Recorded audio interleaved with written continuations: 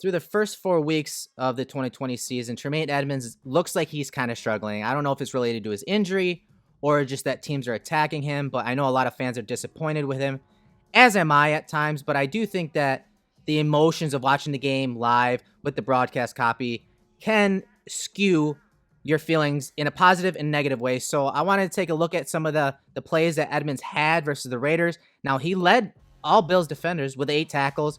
He had 4 assisted, so that's 12 tackles total.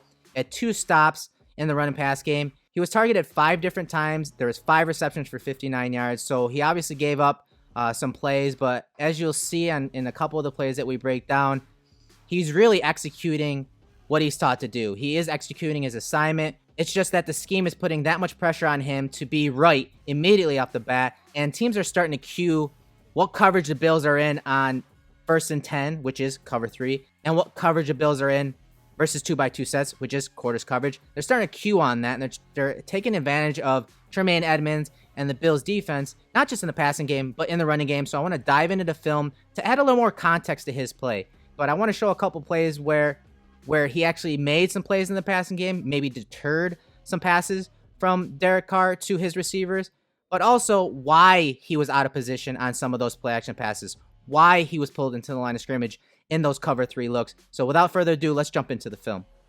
Early in the game, the Raiders used a bunch of plays that the Bills saw against the Rams.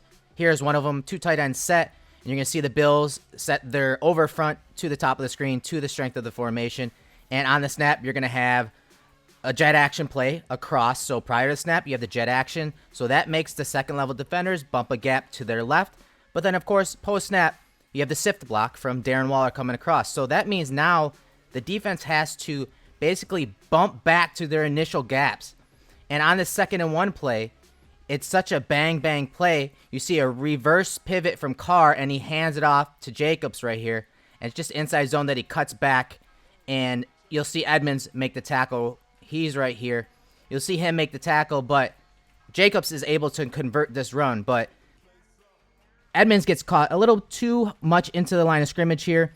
He does eventually move laterally and then make the tackle. This is a tough play. Again, pre to post snap processing is very difficult on these plays. You have split flow prior to the snap.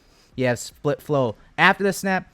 And Edmunds gets caught inside a little too deep, and it allows Jacobs just that crease right here. See, there's a nice lane right here because Jerry Hughes has to stay, 2 to 3 yards deep because Waller coming across the formation, but also if Derek Carr were to just run a play action fake and get outside here. So he has to hang loose here. He cannot just scrape down the line of scrimmage to stop the running back here. So there's a pretty good lane right here, and Jacobs is able to convert. Bills are faced with a 3rd and 2 situation, and the Raiders come out and make it look like a zone read, but I think this is an actual give. But John Gruden just did a great job on this play of giving his offense leverage. Again, the jet action prior to the snap, and then the handoff to the running back, and they just get advantageous leverage on the backside of this play. And it's because the Bills are in their over front. You can see Ed Oliver is to the bottom of the screen right here. He's the 3 technique. And the reason that the front was set to the bottom of the screen was because initially the tight end was to that side. So they do a little wide trade, put the trips to the top. So the Bills change their linebackers. They don't change their front. They don't change the defensive line. So the bubble is again to this side. And that's exactly where the Raiders hit. You'll see it better from the end zone angle here, but it's just a good conversion on 3rd and short by Jalen Richard of the Raiders. So a lot's been made of Tremaine Edmunds and the run defense and how he struggled the first few weeks. And this is one of those plays that looks like it's really his fault, but we're going to take a closer look, add a little more context here. So you see Trent Murphy is along the edge. He's in a 2-point stance. And the reason that they did that is so that he could defend crack blocks from the Raiders. It's something the Raiders did a bunch of this game. So rather than have him in a 3-point stance and susceptible to this down block and pitch out wide here to Richard, what they did was they put him in a 2-point stance. So now he has his head on a swivel and he can stop that. So prior to the snap, you have that jet action come across, and that causes Micah Hyde, the safety, to rotate back, because now if you think about it, where their wide receiver ends on the left side of the screen, that's a 2x2 set. Bills love to play quarters in their 2x2 set.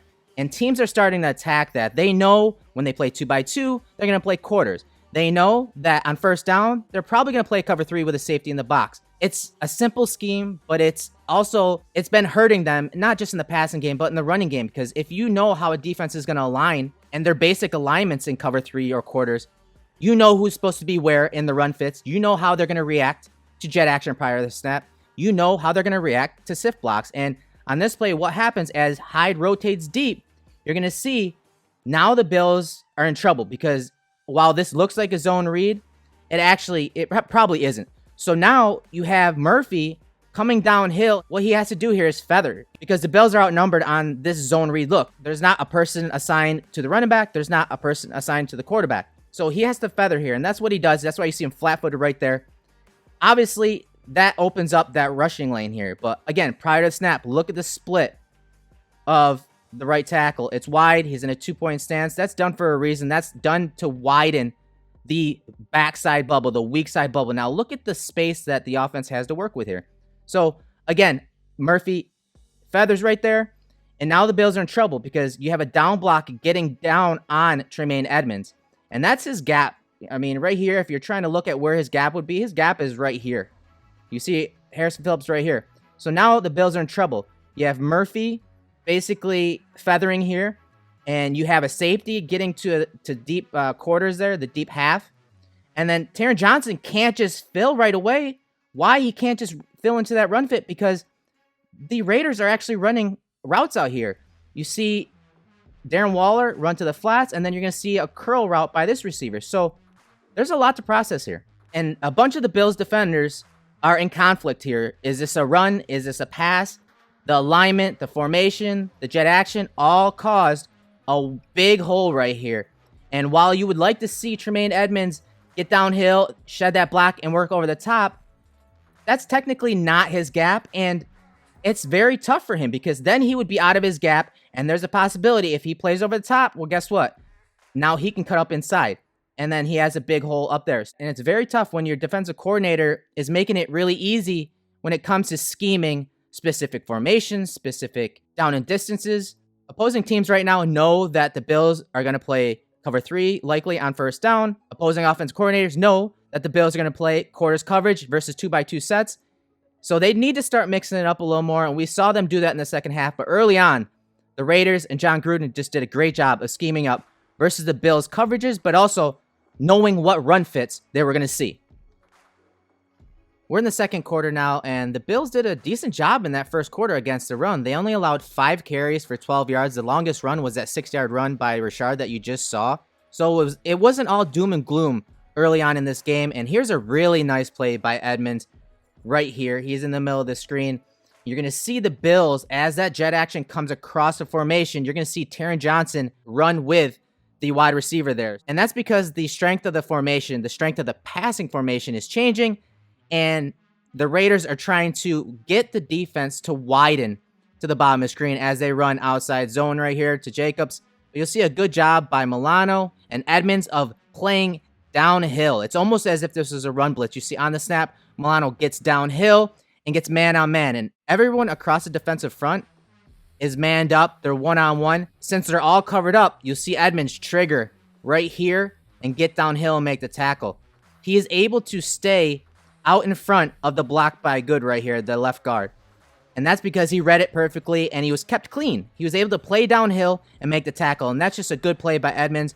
Firing that gun, getting downhill, beating that block, staying over the top of that, ripping through, and then making the tackle on Jacobs. That's a good play by Edmunds. That's what you want to see. You want to see him playing downhill, showing conviction in his run fits like he does here. We're still in the second quarter, 11:26 on the clock. You see Waller motioning into the formation. He was to the bottom of the screen, and this is just to identify the coverage. And being first down, you're going to see the Bills show cover 3 defense. Jordan Poyer is dropping down near the box, and he's going to be the sky safety. So the Bills are going to drop into cover 3, and it's pretty obvious. The corners are in off and soft coverage. Their eyes are on the quarterback, and there's a single high safety look versus this tight condensed formation. The Bills like to have their corners in off and soft coverage, maintaining that leverage outside here. And so as soon as Carr recognizes that coverage on first down, he changes the play. And so you'll see him change a play right here, and he sends Renfro across the formation prior to the snap. That's a jet action. So you see the second level defenders all bump gaps to their left, right? We see it every week now. Get used to it. On the snap, the left guard pulls. And as a middle linebacker, your keys are the guards to the near back. And you can see that left guard pull. So if this is an actual run, you're going to see Edmunds, Milano, and even Taron Johnson trigger downhill. And that's what they do. As that guard is pulling, that's a run key.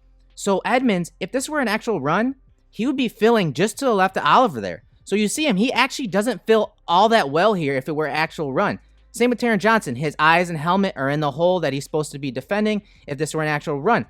But this is what happens when you get sucked into the line of scrimmage, which Edmunds probably could have been a lot worse. I've seen him get sucked into the line of scrimmage on play action pass way worse than this. But it leaves them susceptible to throws over the middle. And that's exactly what happens on this play. That sneaks the wide receiver over the middle of the field. And because of the leverage of the corners and because of safety being so deep in the middle of the field, there's just no way for the defense to recover if Edmunds and those linebackers and defenders aren't in the passing lane. So Derek Carr is able to just throw it right behind him. And it looks bad because you see Edmunds have to turn and run to get into chase mode here. And it just looks really bad. But he's actually processing this play as he should. He's got to worry about the run. So he does take those read steps downhill as that guard pulls.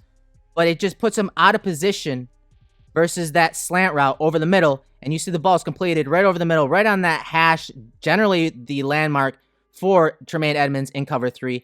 And Micah Hyde has to come up and make the tackle here. So again, you see the Bills are an obvious cover 3. You see Milano take some speed off of Waller right here, widen him. You see the hinge by Jordan Poyer because the number 1 went across the middle. The number 2 is still working vertically. So you see him hinge to keep his eyes on the quarterback and keep his eyes on the 2 threats that are coming to his side of the field. And then, of course, the number 3 is right here in Renfro. So good job by Poyer, but this is how you tell it's obvious cover 3. But now Tremaine Edmunds is at a disadvantage. There's no contact on Aguilar across the middle here, and the play is completed, and luckily Micah Hyde triggers downhill and makes the tackle. So while this will be charged to Edmunds, you can see how the scheme really stresses linebackers on these plays, on these play action plays, especially when you have, you know, these pulling guards like this right here. You see this guy coming out to pull. I mean, look at where Tremaine Edmunds' eyes are. They're right on his key. He's doing his job here. He just has to do a better job of now gaining depth. He needs a little help from his teammates and getting a piece of that wide receiver so that's not easily completed right behind him. So this is the Raiders attacking the scheme. Not necessarily Tremaine Edmunds. This is zone coverage. This is the Raiders attacking the scheme. Carr knowing what to audible to when he sees cover 3 on first down because the Bills want to get that extra run defender in the box. They just do have to do a better job of not only recognizing that it's a play action pass, but the coaching staff has to do a better job of mixing up the coverages on first down and not making the read so easy for Carr because he audibled this play and they're able to get a good chunk of yardage on first down. We're in the second quarter still, 10:38 on the clock, 1st and 10 situation. Now this is what I was talking about. You see the Bills show a 2-high safety set and they switch up the defensive front a little. You see the tight end to the bottom of the screen right here, but the Bills have their 3 technique. They have their over front actually set to the top. So Oliver appears to be along the outside shoulder of the left guard here. So they're in an under front here, and that's because I believe they're run blitzing here with the safety. So again, they're showing 2-high safety look. They're showing an under front, which is not their base defense.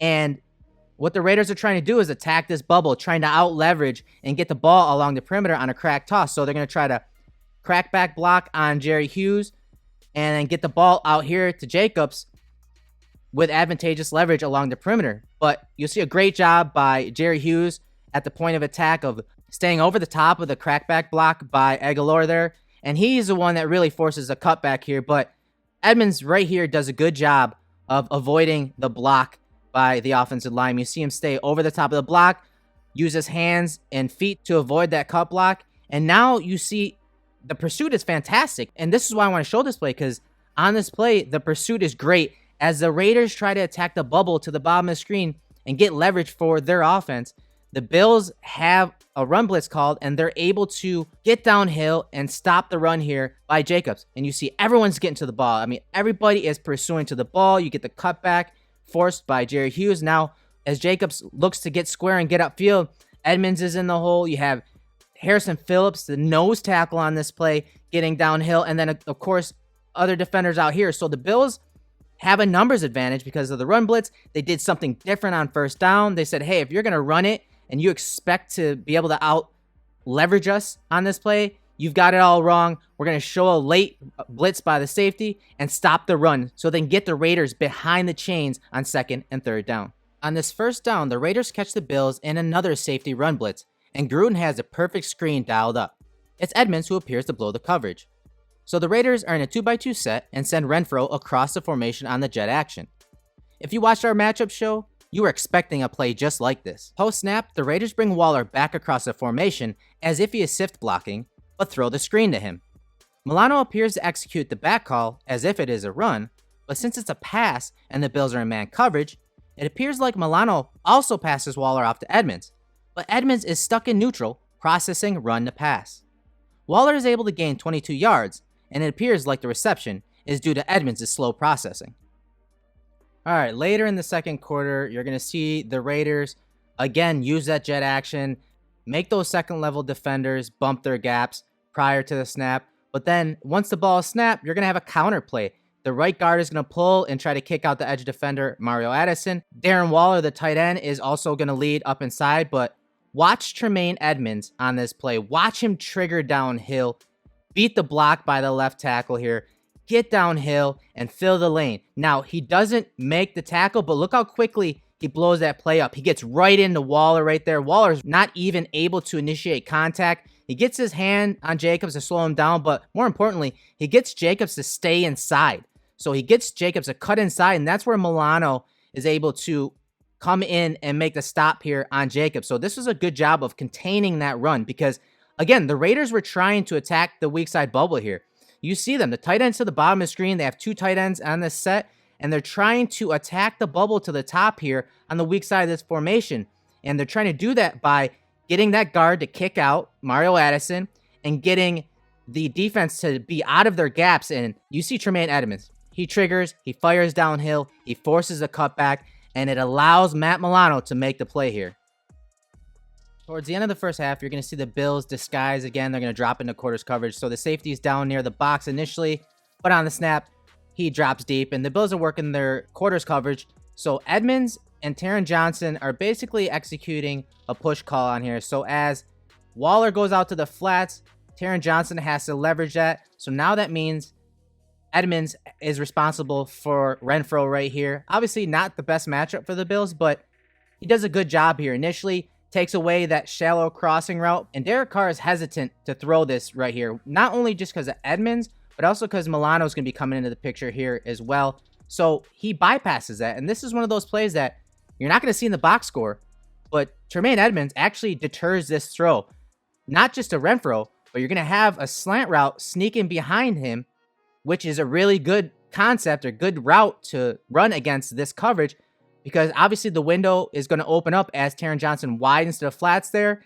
As you see Edmunds get flat-footed here to help deter the throw to Renfrow, but he's reading the eyes of Derek Carr here, so he slides into that secondary window with that slant coming across the middle, and he takes that away. You see Derek Carr wants to throw it to him. He's looking right at that route, but he takes it away and forces Derek Carr to check it down. The ball is kept in front of them. They're able to rally and make the tackle. This is a play, again, that's not going to show up in the box score, but it was a good play by the defensive coordinator, Leslie Frazier, of disguising the coverage, changing the picture post-snap, and Tremaine Edmunds doing his job, reading his keys, executing that push call between him and Taron Johnson, and then taking away options. When you're in zone coverage, when you're in this quarters coverage, you want to take away options of the quarterback, and that's exactly what he does, and it forces Carr to check it down, and the Bills rally to the ball.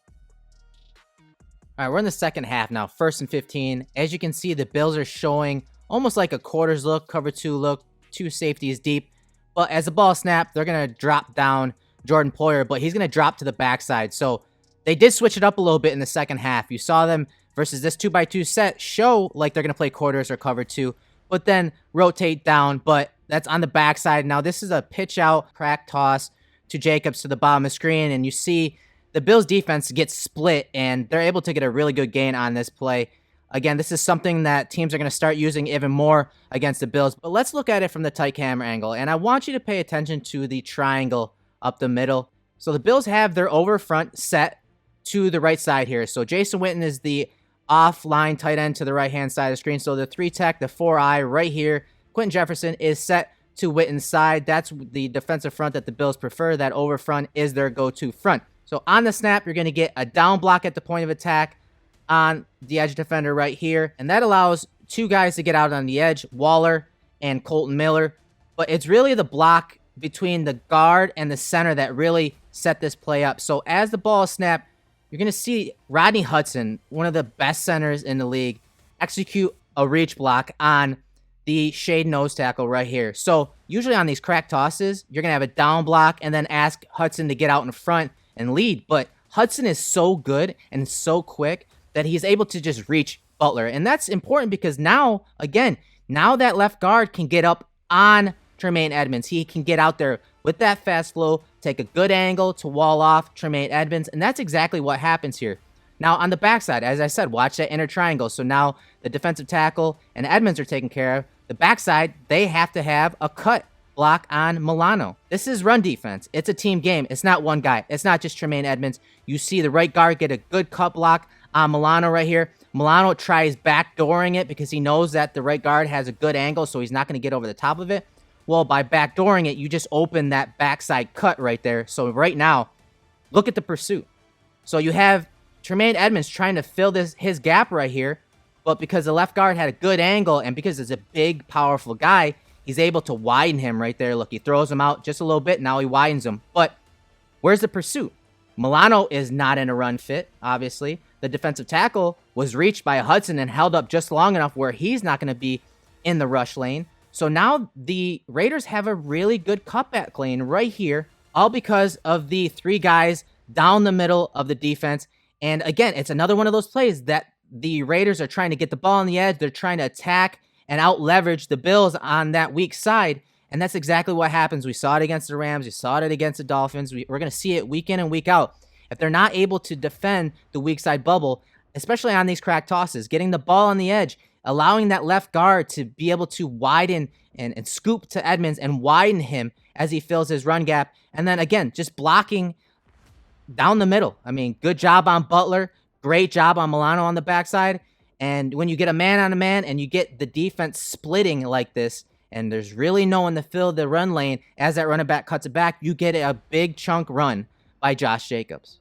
As the game got closer in the second half, you see the Bills get a little more aggressive with their run blitzes, with their run fits. The Raiders try to execute a wide trade here, so they're going to initially start that tight end to the top of the screen, motion him to the bottom. And all that does is, again, it changes the strength of the formation. So right now, the bubble is right here, and that's what the Raiders have been attacking all day. But as you see the tight end shift, what the Bills are going to do, because they're sending a run blitz, they're going to bump the defensive lineman up front here. You see them right there shift now. So now the Bills are in their over front. They change to the defensive front. They change to their over front with the tight end shifting here, because they're also going to bring down Jordan Poyer and send him on a run blitz. And they do a good job of stopping the run here. They don't let the offense dictate where that bubble is going to be. They don't let them attack that weakness that they've shown the first few weeks of this season. So now the Raiders are trying to run outside zone with a lead back here, and there's just too many guys at the point of attack. The Bills aren't outnumbered. They're now out-leveraged. And I want you to watch Tremaine Edmunds right here, because he comes downhill against this offensive lineman and pops them and disengages for the tackle. Right there, look at him, see them undercut that, get off the block, and now he's able to cut back and make the tackle. Just a great job at the point of attack by these defenders of getting downhill, forcing the outside zone to cut back inside, and that's where all the pursuit is coming from. You see Epinesa coming down the line of scrimmage hard because he has a backside run filler in Jordan Poyer. This is selling out to stop the run. This is selling out to stop Josh Jacobs. And the Bills are able to get numbers on the front side. They're able to force a cutback here, and now Jefferson, Edmunds, and everyone else can rally to the ball and make a run stop. 5:04 on the clock. We're in the third quarter. You're going to see that jet action come across the formation. Of course, post-snap, you're getting the sift block.